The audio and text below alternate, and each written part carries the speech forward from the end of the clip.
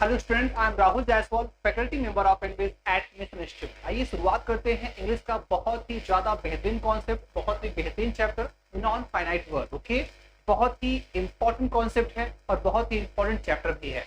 इससे एग्जाम में बहुत सारे क्वेश्चंस आते हैं और इंग्लिश का बहुत ही इंटरेस्टिंग कॉन्सेप्ट है। ठीक है, तो आज आप वीडियो को आखिर तक देखिए, आज क्लास बहुत बेहतरीन होने वाली है। ओके, तो आइए शुरुआत करता हूँ। और हाँ, इससे पहले I want to inform you, हमने क्या क्या पढ़ा लिया है। हम आपको नाउन पढ़ा चुके हैं, सारी वीडियोस आपके क्या है मिशन इंस्टीट्यूट के ऑनलाइन यूट्यूब प्लेटफॉर्म पे है।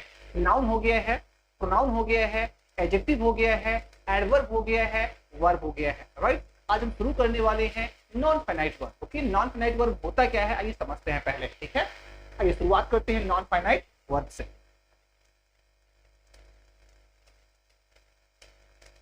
Non finite, right, non finite verb. तो नॉन फाइनाइट वर्ब को समझने से पहले आइए ये समझते हैं कि फाइनाइट वर्ब क्या होता है। देखो, जब तक फाइनाइट वर्ब नहीं समझ में आएगा तब तक हमें नॉन फाइनाइट वर्ब की भी जो नॉलेज नहीं आ पाएगी। तो आइए नॉन फाइनाइट वर्ब को समझने से पहले आइए फाइनाइट वर्ब को समझते हैं। ठीक है, पहले आपको मैं हिंदी में समझा देता हूँ। ऐसे वर्ब जो हमेशा सेंटेंस के सब्जेक्ट और टेंस के हिसाब से बदल जाती हैं। एक बार फिर सुनिएगा, पहले हिंदी में समझ लीजिए, बाद में हम इंग्लिश में भी लिखवा देंगे। ऐसे वर्ब जो सेंटेंस के सब्जेक्ट और क्या होते हैं, जो सेंटेंस के सब्जेक्ट और टेंस के हिसाब से बदल जाती हैं, उन्हें फाइनाइट वर्ब कहा जाता है। लेकिन ऐसे वर्ब जो सेंटेंस के सब्जेक्ट और टेंस के हिसाब से नहीं बदलती, इनके बदलने से उन पर कोई प्रभाव नहीं पड़ता, ऐसे वर्ब्स को हमेशा नॉन फाइनाइट वर्ब कहा जाता है। ये तो ओरल हो गया। आइए इसको हम रिटन में समझा देते हैं, लिख कर समझा देते हैं और एग्जाम्पल के साथ समझाते हैं, तो आपके दिमाग में ज्यादा आपके दिमाग में ज्यादा छप जाएगा, आप चीजों को अच्छे से समझ पाएंगे। आइए देख लेते हैं। ओके, जैसे हम कहें, आइए पहले हम शुरुआत इसको समझ लेते हैं, पहले फाइनाइट वर्ब समझ लेते हैं। पहले फाइनाइट वर्ब की परिभाषा देख लेते हैं। जब फाइनाइट वर्ब हमें समझ में आ जाएगी तो नॉन फाइनाइट हमें अपने आप समझ में आ जाएगा। फाइनाइट वर्ब, ओके, आइए क्या होता है the verb, okay, the verb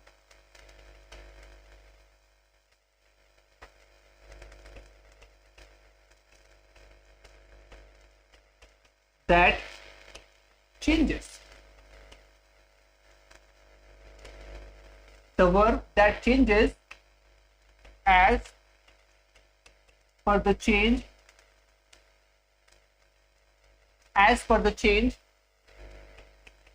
in subject or tense of the sentence of the sentence is called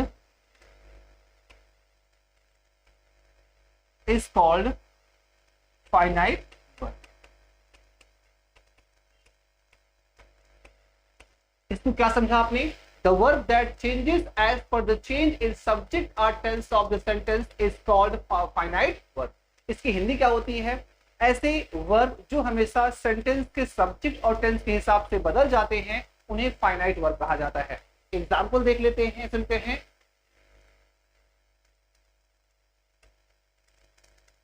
Rahul teaches you English।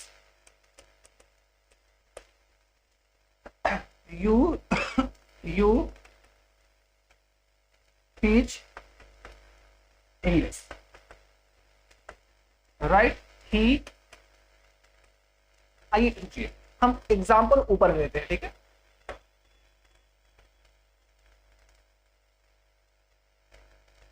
Right, यहां ओके, ऊपर हम समझा देते तो आपको अच्छे समझ में आ जाएगा। जैसे हम कहें Rahul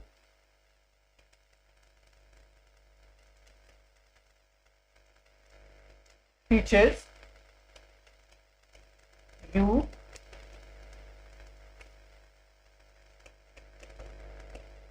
English। Rahul teaches you English, right? You teach me English। English, right? They taught me English. देखिए हमारे पास 3 सेंटेंस है, एक पहला है,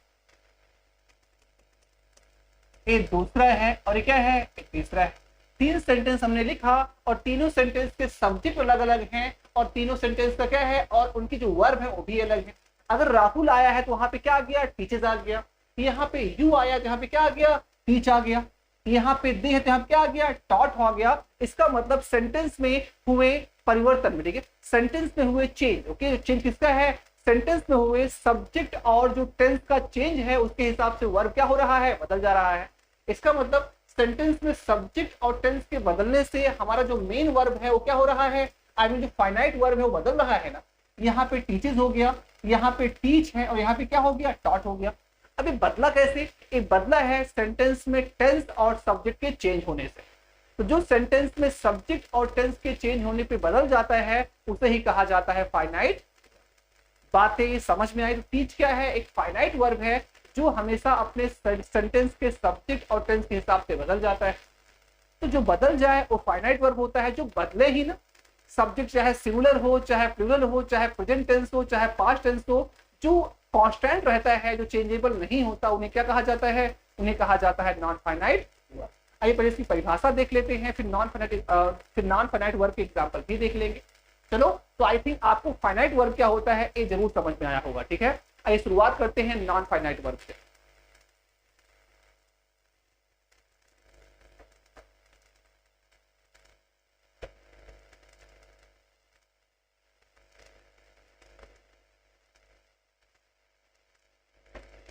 आइए देखते हैं नॉन फाइनाइट वर्ब क्या होता है।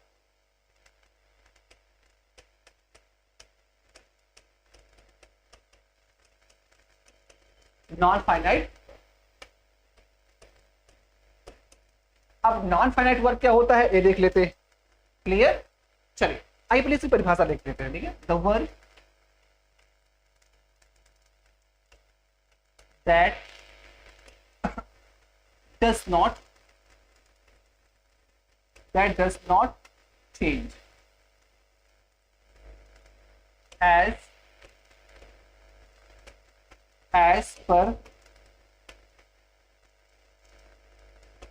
as per the change in the subject and the tense of the sentence is called non-finite verb. बातें समझ में आ रही हैं? एक परिभाषा हमने इंग्लिश में लिखी है, इसकी हिंदी समझा देते हैं। The verb that does not change as per the change in the subject and the tense of the sentence is called non-finite verb. Okay? इसकी हिंदी क्या होगी? जो सेंटेंस में हुए, जो सेंटेंस के सब्जेक्ट और टेंस में हुए चेंजेस से परिवर्तन नहीं होते, वो कांस्टेंट रहते हैं। सेंटेंस में सब्जेक्ट के बदल जाने से, सेंटेंस में टेंस के बदल जाने से जो वर्ब नहीं बदले उसे कहा जाता है नॉन फाइनाइट वर्ब। एग्जांपल देख लीजिए, सुनते हैं, I want to teach you maths. I want to teach you maths. She wants to teach you maths. She wants to teach you maths. You wanted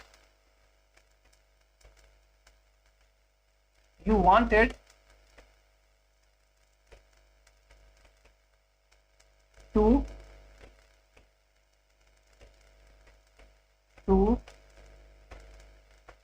teach us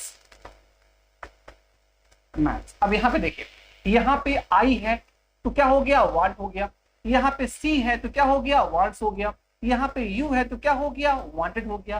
तो जो बदल जाते हैं अपने सब्जेक्ट, अपने टेंस के हिसाब से, उन्हें कहा जाता है फाइनाइट वर्ब। ये जो वांट है वो बदल रहा है, यानी ये हमारे पास वांट भी वर्ब है, हमारे पास टीच भी वर्ब है। तो एक वर्ब है जो बदल रहा है, एक वर्ब है जो कांस्टेंट है, जो बदल ही नहीं रहा है। अब जो ना बदले वही क्या होता है, वही होता है नॉन फाइनाइट। अब देखिए वांट, वांट्स और वांटेड, एक बदल गया तो क्या हो गया, finite. To teach, to teach, to teach, ये क्या रहा, एक कांस्टेंट रहा, इसमें कोई चेंजेस हुए ही नहीं, तो क्या हो गया, ये हो गया नॉन फाइनाइट। तो जो सेंटेंस के सब्जेक्ट और टेंस के हिसाब से नहीं परिवर्तित होते उन्हें कहा जाता है नॉन फाइनाइट।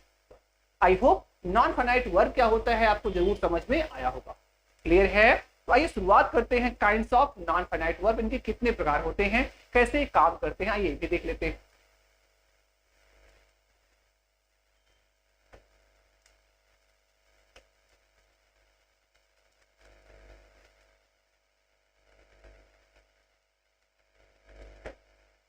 आइए देखते क्या है kinds of non finite.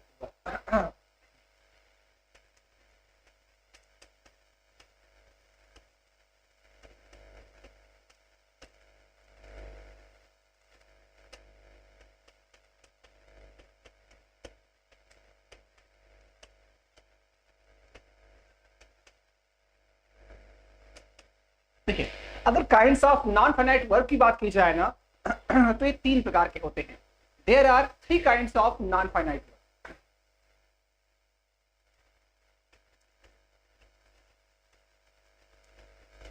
There are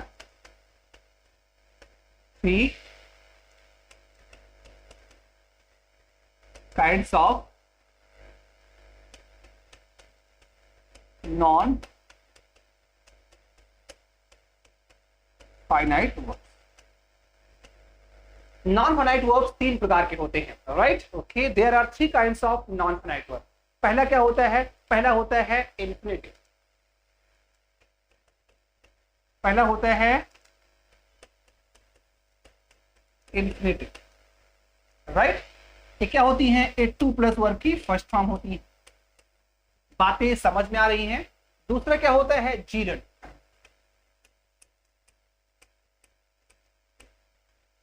दूसरा क्या होता है, जीरंड। ये क्या होती है, वर्ब की आईजी फॉर्म होती है,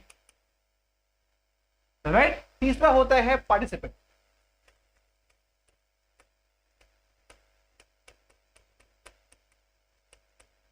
राइट? तीसरा क्या होती है, पार्टिसिपेंट। ये कैसे बनती है, तीन प्रकार की होती है, इनको हम डिटेल में आगे चर्चा करेंगे। तो तीन होती है हमारे पास नॉन फाइनाइट वर्ब। पहला इंफिनिटिव हो गया, दूसरा जीरंड हो गया, तीसरा क्या हो गया, पार्टिसिपेंट हो गया। इन्हें और किस टर्म्स में, इसे और किस टर्म से नवाजा जाता है, इन्हें और किन शब्दों में बयां किया जाता है, ये भी देख लेते हैं। जो इंफिनिटिव होता है इन्हें कहा जाता है वर्बल नाउन, क्योंकि क्या करते हैं भाई, सबसे पहले इनका फंक्शन भी जानेंगे ना हम। ओके, तो इन्हें नॉन फाइनाइट वर्ब कहा जाता है। और क्या है, इस सेंटेंस में कैसे काम करते हैं भी देखना जरूरी है। इस सेंटेंस में नाउन का काम करते हैं, इससे नाउन सेंटेंस का सब्जेक्ट और ऑब्जेक्ट बनता है। वैसे जो इंफिनिटिव होता है और जो जीरंड होता है, एवरी सेंटेंस का नाउन और प्रोनाउन बन जाता है। जैसे सेंटेंस में नाउन काम करता है सब्जेक्ट या ऑब्जेक्ट का, जो काम नाउन के होते हैं वही काम नॉन फाइनाइट वर्ब में इंफिनिटिव और जीरंड के होते हैं। नाउन की जगह पे इनको रिप्लेस किया जाता है, इसलिए इन्हें हम कह देते हैं वर्बल नाउन।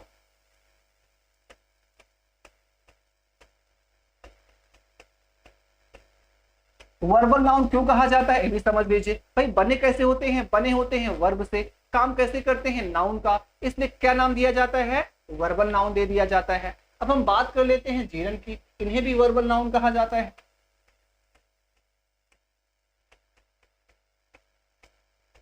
वर्बल नाउन क्यों कहा जाता है ये भी समझ लीजिए। बने किससे होते हैं, बने होते हैं वर्ब से, काम कैसे करते हैं नाउन का, इसलिए क्या कहा जाता है, इन्हें वर्बल नाउन कहा जाता है। बातें समझ में आ रही हैं? फिर क्या है, पार्टिसिपल। आइए पहले हम इन दोनों अब इसको अच्छे से देखते हैं। तीसरा क्या होता है, पार्टिसिपल। पार्टिसिपल कितने होते हैं, तीन प्रकार के होते हैं, राइट? इन सब चीजों को आप नोट डाउन कर लीजिए, आगे बहुत काम कीजिए, बहुत आपका काम आएगी, ठीक है?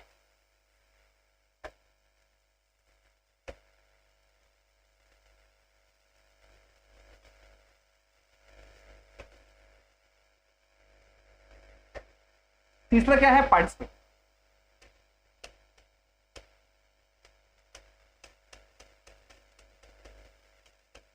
तीसरा है पार्टिसिपेट। इन्हें क्या कहा जाता है, इन्हें कहा जाता है verbal agent.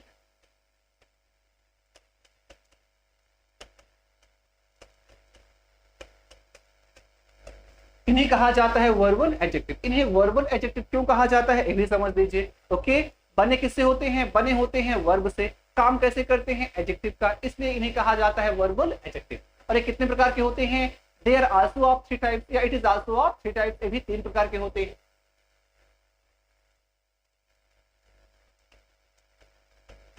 It is also of 3 types.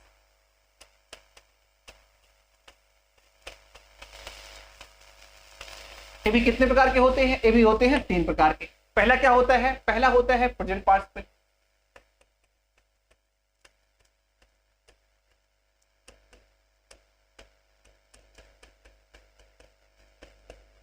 पहला क्या होता है? पहला होता है प्रेजेंट पार्टिसिपल। दूसरा क्या होता है? दूसरा होता है पास्ट पार्टिसिपल।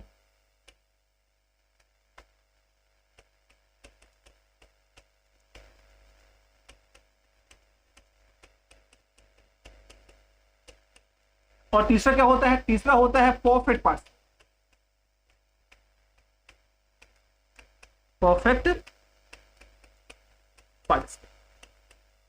बातें समझ में आई? तो प्रेजेंट पार्टिसिपल भी 3 प्रकार के होते हैं। पहला क्या होता है? Present participle. दूसरा क्या होता है? Past participle. तीसरा क्या हो गया है? तीसरा होता है परफेक्ट पार्टिसिपल। ये भी अपने 3 प्रकार के होते हैं और इन्हें क्या कहा जाता है? Verbal adjective. ये तो हमने आपको ओवरली समझाया। आइए इसको हम प्रैक्टिकली समझते हैं, एग्जाम्पल समझते हैं, तो चीजें ज्यादा हमारे दिमाग में बैठेंगी। ओके, आइए।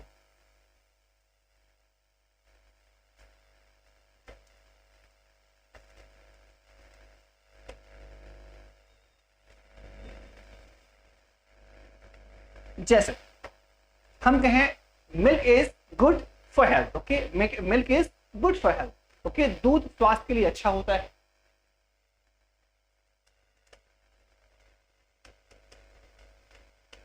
Milk is good for health.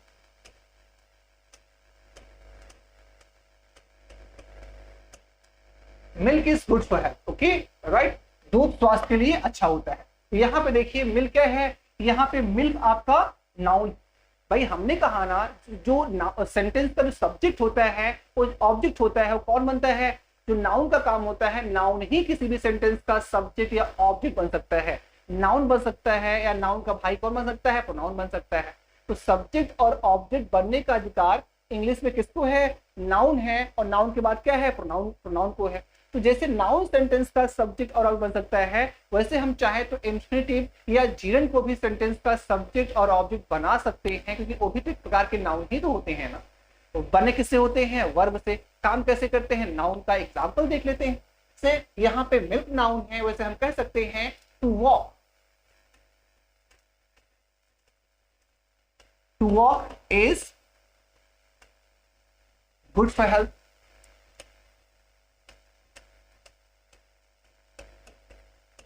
To walk is good for health. भाई टहलना स्वास्थ्य के लिए अच्छा होता है। या हम कह सकते हैं walking is good for health. Walking is good for health.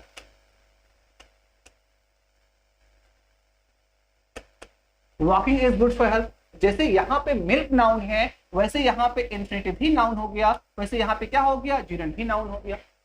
बातें समझ में आ रही हैं? हाँ, एक चीज और समझना है, राइट? ओके, इतना क्लियर है?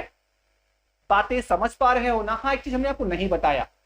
ओके, आपको हमने ये बताया था कि जो इन्फिनिटिव होते हैं और 2 प्लस वर्ब की फर्स्ट फॉर्म में लगाने से इन्फिनिटिव बनते हैं, वर्ब में आईएनजी लगाने से जीरन बनता है। अब जो हमारे पास प्रेजेंट पार्टिसिपल, पास्ट पार्टिसिपल और परफेक्ट पार्टिसिपल होते हैं, इनके फीचर्स क्या होते हैं?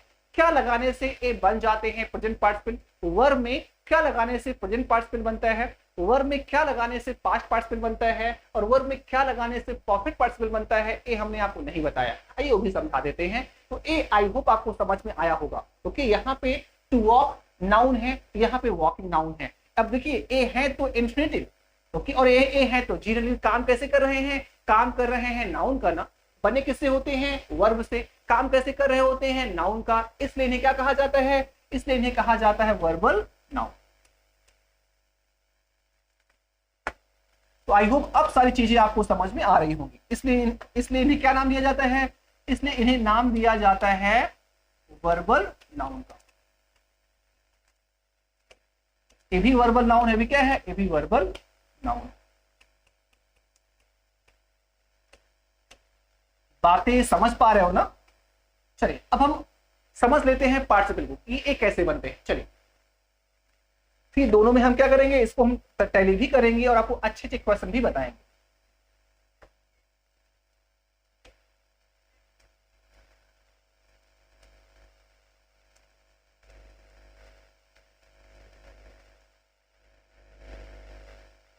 कि यहां क्या है, पार्ट,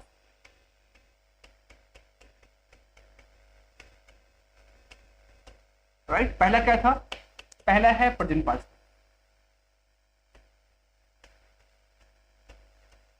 प्रेजेंट पार्टिसिपल। पहला क्या है, प्रेजेंट पार्टिसिपल। ये बनता कैसे है, ये बनता है वर्ब की फर्स्ट फॉर्म में आईएनजी लगाने से। ओके, वर्ब की फर्स्ट फॉर्म में जब आईएनजी लगा देते हो तो बन जाता है प्रेजेंट पार्टिसिपल। अब देखिए हम बात करते हैं पास्ट पार्टिसिपल।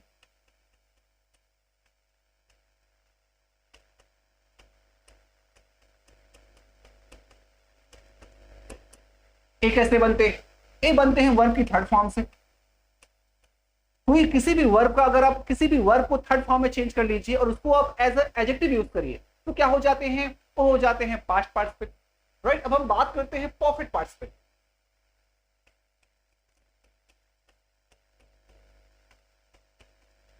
तीसरा क्या है, तीसरा है परफेक्ट पार्टिसिपल।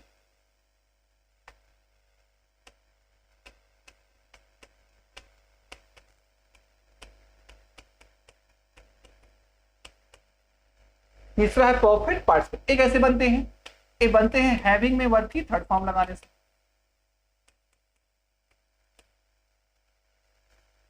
बातें समझ में आ रही है ना? प्रेजेंट पार्टिसिपल वर्ब की फर्स्ट फॉर्म में आईएनजी लगाने से बनता है। पास्ट पार्टिसिपल वर्ब की थर्ड फॉर्म होती है। परफेक्ट क्या होता है, हैविंग प्लस वर्ब की थर्ड फॉर्म लगाने से क्या बन जाता है, ये बन जाता है परफेक्ट पार्टिसिपल। आई थिंक सारी चीजें आपको समझ में जरूर आ रही होगी। ओके, आइए एग्जांपल देख लेते हैं। हाँ, आपको ये डाउट हो रहा होगा कि सर वर्ब की आईएनजी फॉर्म लगाने से जीरन भी बनता है, राइट। भैया हमें बताया था ना क्या होता है, जब वर्ब की फर्स्ट फॉर्म में आप आईएनजी लगा दो तो क्या होता है, जीरन हो जाता है। अब यहाँ भी वर्ब की फर्स्ट फॉर्म में आईएनजी लगा दो क्या हो जाता है, प्रेजेंट पार्टिसिपल हो जाता है। तो कैसे समझा जाए भाई, यहाँ तो क्लियर है, थर्ड फॉर्म होगा तो पास्ट पार्टिसिपल, हैविंग लगा दो थर्ड फॉर्म के साथ तो परफेक्ट पार्टिसिपल। लेकिन इसमें दिक्कत है भाई, यहाँ पे कैसे आप समझोगे, क्योंकि यहाँ पे क्या है, यहाँ पे प्रेजेंट पार्टिसिपल भी वर्ब की आईएनजी फॉर्म होती है और आपका क्या है, जीरन भी वर्ब की आईएनजी फॉर्म होती है, दोनों बराबर हो जाते हैं ना। देखिए सबसे पहले इनका फंक्शन देखिए। ओके, अगर जीरन होगा तो काम कैसे करेगा, नाउन का। अगर पार्टिसिपल होगा तो कैसे काम करेगा, एडजेक्टिव का। जब वर्ब की आईएनजी फॉर्म नाउन का काम करे या किसी भी सेंटेंस का सब्जेक्ट या ऑब्जेक्ट बन जाए, क्या होंगे, जीरन होंगे। जब वही वर्ब की आईएनजी फॉर्म काम करे एडजेक्टिव का तो क्या हो जाएंगे, वो हो जाएंगे प्रेजेंट पार्टिसिपल। ये तो ओरल समझा रहा हूं, आइए आपको हम लिख के समझा देते हैं तो वहां से आपको जरूर क्लियर हो जाएगा। जैसे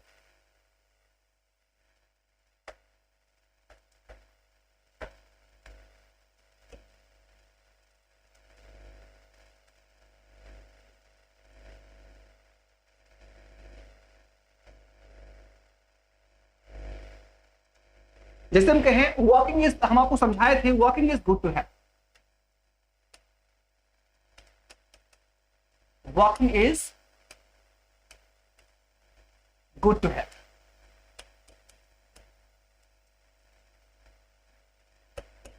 टहलना स्वास्थ्य के लिए अच्छा होता है। अब यहाँ पे वॉकिंग क्या है, वॉकिंग आपका सब्जेक्ट, क्योंकि यहाँ पे इज क्या है, वर्ब है। इस इज वर्ब का अपना क्या है, सब्जेक्ट, वॉकिंग है। तो यहाँ जब वॉकिंग अगर सब्जेक्ट है, वर्ब की आईएनजी फॉर्म अगर सब्जेक्ट है तो सब्जेक्ट बनने का अधिकार किसको होता है, नाउन को होता है या उसके भाई प्रोनाउन को होता है। तो यहाँ पे वॉकिंग क्या है, जीरन है।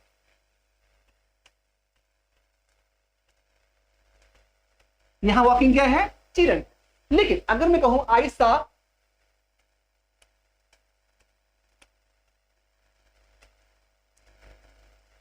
some students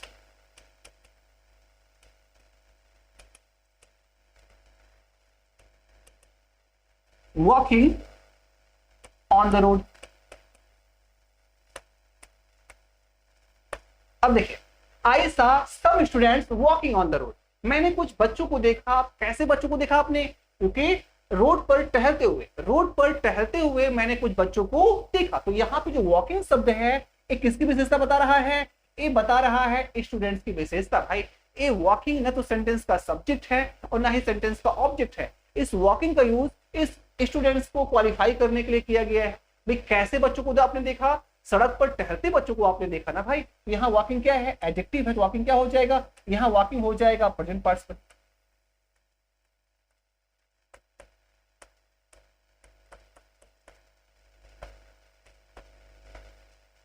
बातें समझ में आ रही हैं? तो दूसरे सेंटेंस में वॉकिंग क्या है, आपका प्रेजेंट पार्टिसिपल है। पहले सेंटेंस में वॉकिंग क्या है, आपका जीरन है। आइए एक सेंटेंस से हम और आपको समझाते हैं।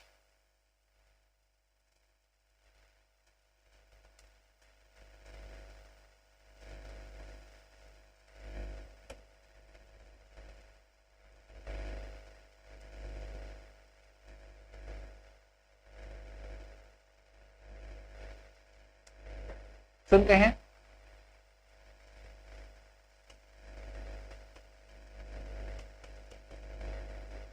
Flying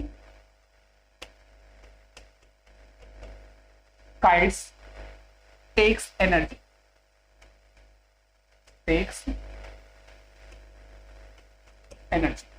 flying kites takes energy। दूसरा क्या है, I saw some flying kites, some flying birds लिखना। अब यहां पे देखिए फ्लाइंग काइट्स टेक्स एनर्जी इसमें ताकत लगती है, ऊर्जा लगता है। क्या किसमें ऊर्जा लगती है, उड़ाने में ऊर्जा लगती है। भाई किसको उड़ाने में, पतंग उड़ाने में। तो यहाँ पे देखिए जो टेक्स आपका वर्ब है, इस वर्ब का अपना क्या है, सब्जेक्ट फ्लाइंग। यहाँ फ्लाइंग क्या है, यहाँ पे फ्लाइंग आपका जीरंड है। यहाँ फ्लाइंग यहाँ फ्लाइंग सॉरी, यहाँ फ्लाइंग क्या है, यहाँ पे फ्लाइंग आपका जीरन। यहाँ पे देखिए आई सा सम फ्लाइंग बर्ड्स, मैंने कुछ उड़ते हुए पक्षी को देखा। तो कैसे पक्षी को देखा आपने, उड़ते हुए पक्षी को देखा आपने। भाई तो यहाँ पे फ्लाइंग क्या है, यहाँ पे फ्लाइंग आपका पार्टिसिपेंट।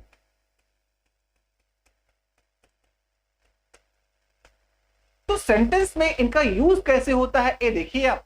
अगर सेंटेंस में यूज किया गया है एडजेक्टिव की तरह, ध्यान दीजिएगा, अगर सेंटेंस में यूज किया गया है एडजेक्टिव की तरह तो क्या बन जाएगा, वो बन जाएगा प्रेजेंट पार्टिसिपल। अगर सेंटेंस में यूज किया गया है नाउन की तरफ, क्या बन जाएगा, वो बन जाएगा आपका जीरन। जब जीरन होगा उसके फंक्शन को देखो। इंग्लिश में हमें शब्दों को नहीं देखना है, उन शब्दों के फंक्शन को देखना है ना। ओके, तो हमने कहा जो जीरन होते हैं वो नाउन होते हैं, और नाउन क्या होते हैं, सेंटेंस के सब्जेक्ट होते हैं या ऑब्जेक्ट होते हैं। एक दो एग्जाम्पल और देख लेते हैं।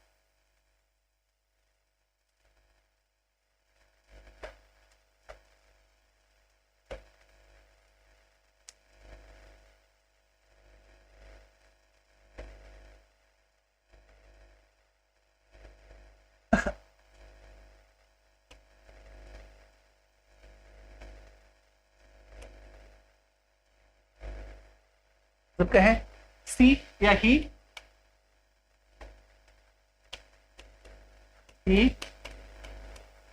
Likes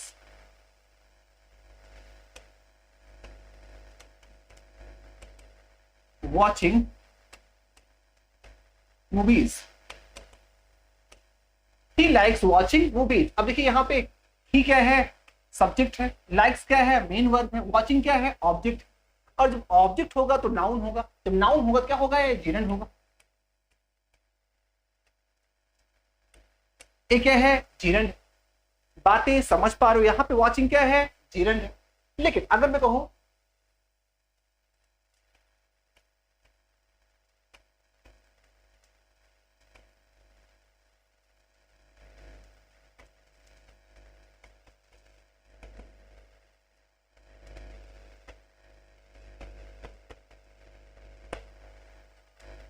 I saw some boys watching movies, मैंने कुछ बच्चों को देखा क्या करते हुए, मूवीज देखते हुए। तो यहाँ वॉचिंग क्या है, कैसे बच्चों को आपने देखा, मूवीज देखते हुए। तो यहाँ वॉचिंग क्या है, यहाँ वॉचिंग आपका क्या है, एडजेक्टिव है। जब एडजेक्टिव क्या हो जाएगा, ये हो जाएगा present participle.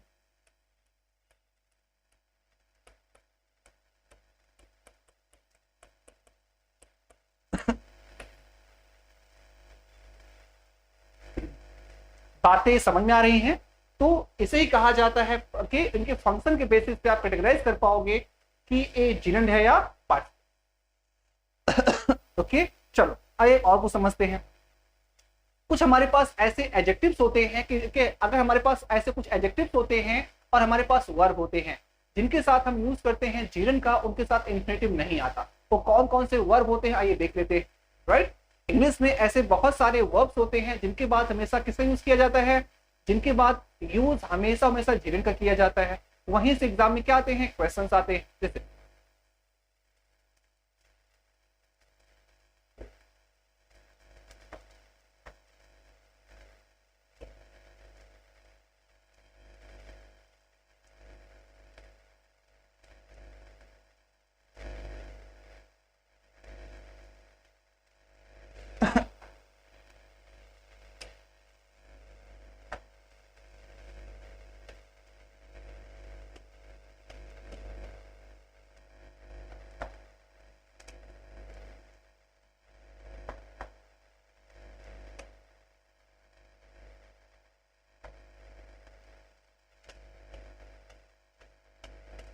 there are some verbs are adjectives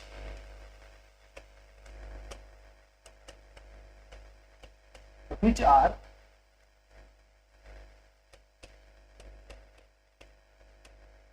followed by G। क्या लिखा है, there are some verbs are adjective which are always followed by gerund. Example देखिए, जैसे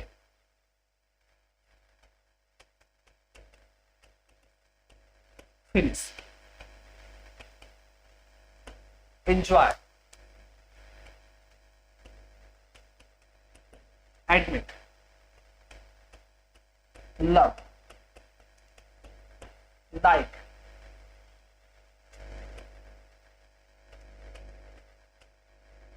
prevent, stop, avoid, right, avoid, evade, dodge, right, finish है, enjoy है, admit है, love है, like है, prevent है, stop है, avoid है, okay, evade है, dodge है, right,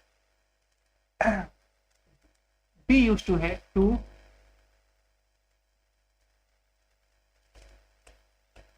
be used to है,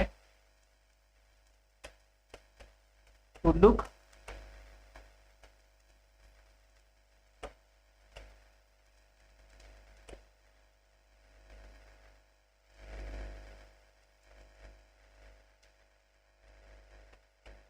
to look forward to है with a view to है, to be used to है, to look forward to है, with a view to है, accustomed to है,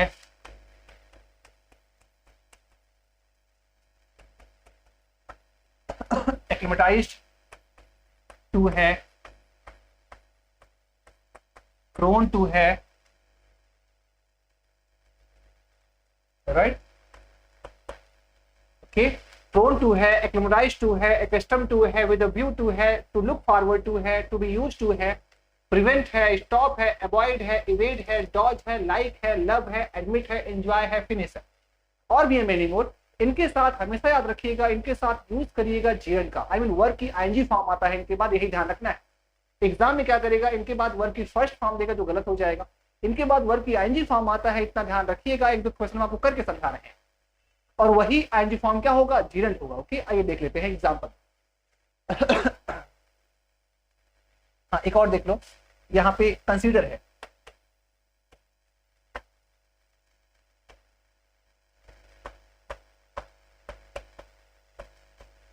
राइट, इनके बाद क्या आता है, इनके बाद आता है जीरन। ओके, आइए एग्जाम्पल देख लेते हैं।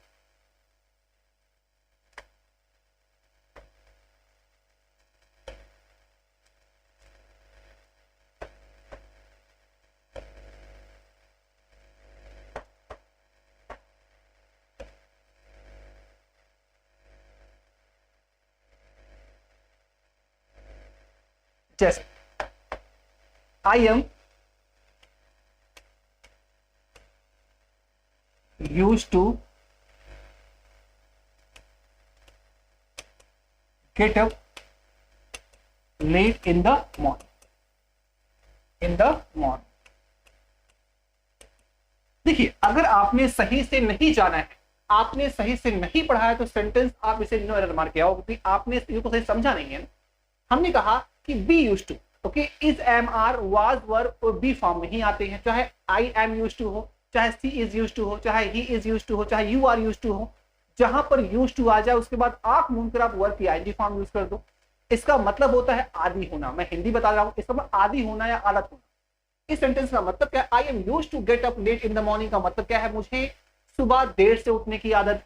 इस सेंटेंस हमारा गलत है भाई, इस सेंटेंस हमारा गलत। हमने क्या समझाया था कि जहां पे बी यूज टू आ जाए उसके बाद वर्ब की आईएनजी फॉर्म का यूज किया करिए। यहां क्या हो जाएगा? यहां हो जाएगा I am use to, I am use to getting up late.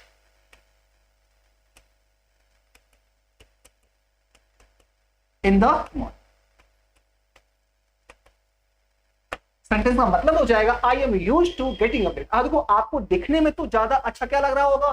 दिखने में ज्यादा अच्छा लग रहा होगा गेट। लेकिन क्या है, जो दिखता है ओके, दिखने में और लगने में डिफरेंस होता है भाई, राइट? ओके, जो दिखता हो वही सही भी और बिल्कुल भी सही नहीं है। आपको कॉन्सेप्ट और रूल्स को बराबर फॉलो करना होगा। यहाँ पे ए सेंटेंस आपका सही है और क्या हो जाएगा? गलत हो जाएगा। ओके, आइए कुछ सेंटेंस हम और लेते हैं जो एग्जाम में पूछे गए। चलिए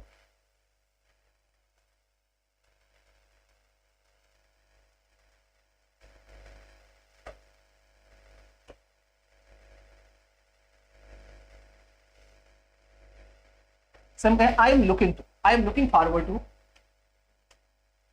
आई एम लुकिंग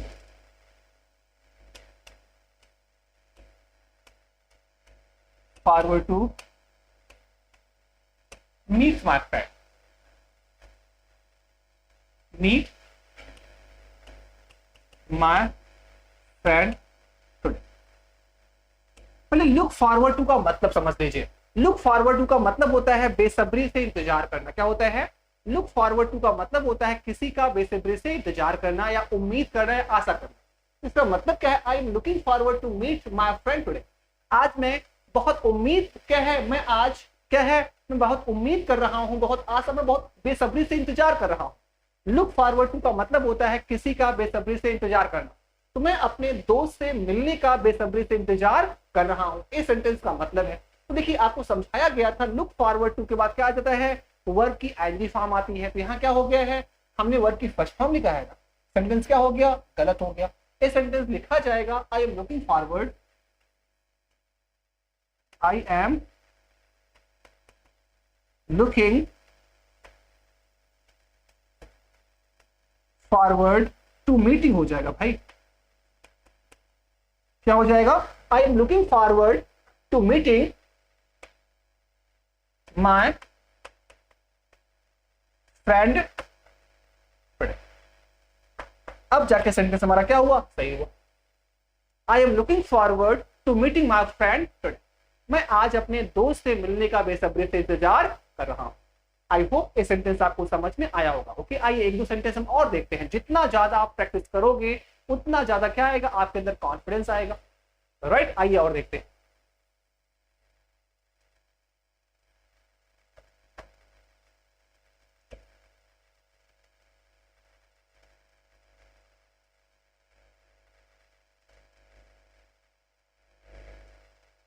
देखिए कई बार कुछ हमारे वर्ब्स ऐसे भी होते हैं जिनके साथ हम इन्फिनिटिव का भी और डिरेंट का भी दोनों का यूज कर पाते हैं।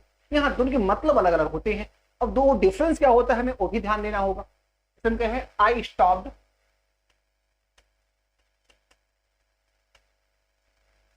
I stopped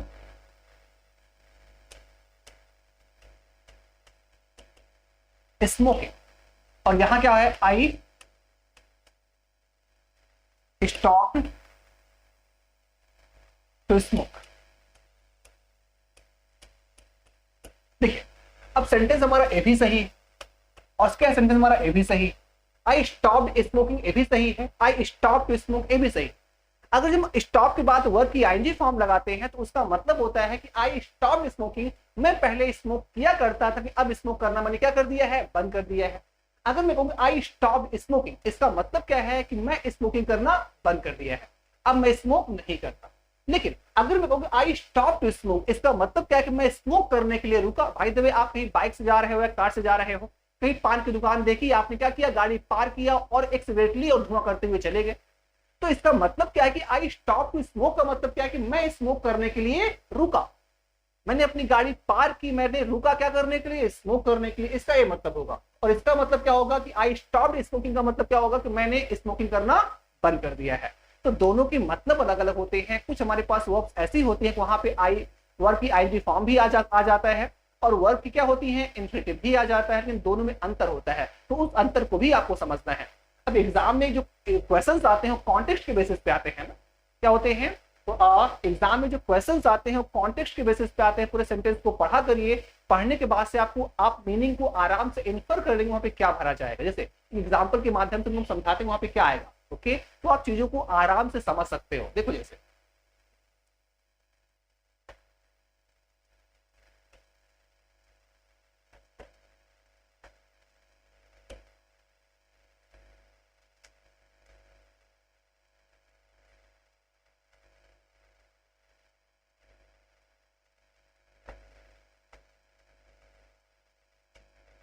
I taught in this school. I taught in this school for 2 years. I taught in this school for 2 years. मैंने इस स्कूल में 2 साल पढ़ाया. But now I stopped teaching here to teach them. देखिए, अब sentence में जो context है जब वो समझ लोगे ना तो आप आंख मूंद कर जो मारोगे सही मार के आओगे। ओके, तो सेंटेंस का कॉन्टेक्स्ट समझिए तो आपको आंसर अपने आप मिल जाएगा। भाई क्या लिखा है, आई taught in this school for 2 years. मैंने 2 साल तक इस विद्यालय में पढ़ाया, लेकिन अब मैंने क्या किया है, अब मैंने पढ़ाना बंद कर दिया है। अब ये तो नहीं कहूँगा हाँ मैंने 2 साल तक इस विद्यालय में पढ़ाया है अब पढ़ाने के लिए रुका, ये तो कोई मतलब नहीं हुआ ना। इसका मतलब क्या होगा, मैंने इस स्कूल में 2 साल तक पढ़ाया है और अब मैंने पढ़ाना क्या कर दिया है, बंद कर दिया है। अब यहाँ पे अब टू टीच का कोई मतलब नहीं है ना। अभी क्या हो जाएगा, एक गलत हो जाएगा और क्या हो जाएगा, टीचिंग आपका सही हो जाएगा। तो आई हैव टॉट या I taught in this school for 2 years but now I stopped teaching there. यहाँ वर्ब की आईएनजी फॉर्म आएगी। हाँ, लेकिन कुछ सिचुएशंस ऐसी होती हैं जहां पे आपको इन्फिनिटिव लगाना पड़ेगा। तो सेंटेंस को पूरा पढ़ा करिए तो आपको आंसर अपने आप वहां पे समझ में आने लग जाएगा। ऐसे हम कहें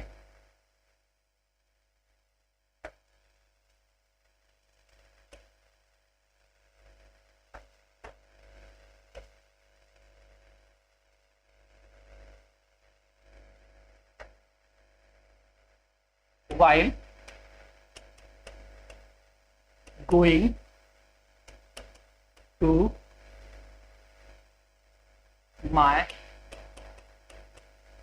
village in my car. Yeah, while going to village in my while going to my village in my car, I stopped to smoke या स्मोकिंग। अब देखिए सेंटेंस को पढ़िए, आपको आंसर अपने आप निकल जाएगा। भाई सेंटेंस को पढ़ने के बाद इसमें क्या भरा जाएगा आपको अपने आप समझ में आ जाएगा। सेंटेंस क्या कह रहा है कि while going to my village in my car, जब मैं अपनी कार से अपने गांव जा रहा था तो मैं क्या किया, मैंने स्मोकिंग करना बंद कर दिया। गांव जा रहे हो वहां पर किसी भाई क्यों बंद करोगे, तो आप एक अभी जब मैं अपनी कार से गांव जा रहा था तो मैं क्या किया, स्मोक करने के लिए रुका। भाई माहौल अच्छा था, मौसम अच्छा था, भाई वहां पे क्या किया, गाड़ी खड़ी की और क्या किए, 2 फूंक मार लिए। तो वहां पे क्या होता है, अब आपको समझना होगा कि यहाँ पे क्या भरा जाएगा। भाई जो सेंटेंस का कॉन्टेक्स्ट होता है वो बहुत कुछ आपको बता देता है। अब यहाँ पर आप ये तो नहीं कहोगे तो मैं अपनी कार से गांव जा रहा था तो मैंने स्मोकिंग करना बंद कर दिया। भाई ये तो सही तरीका नहीं है ना। जब आप कार से अपने गांव जा रहे थे तो मैंने क्या किया भाई, कार स्मोक करने के लिए रुका, तो यहाँ पे क्या हो जाएगा, यहाँ पे टू स्मोक सही हो जाएगा, यहाँ पे स्मोकिंग गलत हो जाएगा भाई, राइट। तो जो कॉन्टेक्स्ट कुछ क्या है, कुछ सिनेरियो ऐसा होता है, कुछ सिचुएशंस ऐसी होती हैं जहां पे क्या है, जहां पे आप उस वर्ब के साथ जिरन का भी यूज कर पाते हो और उन वर्ब्स के साथ आप क्या करते हो, इन्फिनेटिव का भी यूज कर पाते हो। उनका मतलब क्या, उनके मतलब अलग होते हैं, राइट। तो ये रहे आपके कुछ इंपॉर्टेंट क्वेश्चंस। कल और भी अच्छे क्वेश्चन आपको समझाया जाएगा, ओके। फिर वहां से हम आगे चलेंगे, पार्टिसिपल का यूज कैसे किया जाता है। आई होप यह सेशन आपको जरूर अच्छा लगा होगा, ओके। अगर वीडियो अच्छी लगी हो तो आप लाइक शेयर और कमेंट जरूर करिए। हाँ, मुझे हमें फीडबैक अपना जरूर दीजिएगा कि एक क्लास आपको कैसी लगी, ओके। तो आज के लिए इतना ही। आई होप आपने बहुत कुछ आज सीखा होगा, ठीक है। तो बस वीडियो को लाइक करना, शेयर करना और हमारे चैनल को सब्सक्राइब करना मत भूलिएगा, ठीक है। तो आज के लिए इतना ही, मिलते हैं कुछ बेहतरीन कॉन्सेप्ट के साथ टुमारो इसी चैनल पे, ठीक है। Till then bye, take care.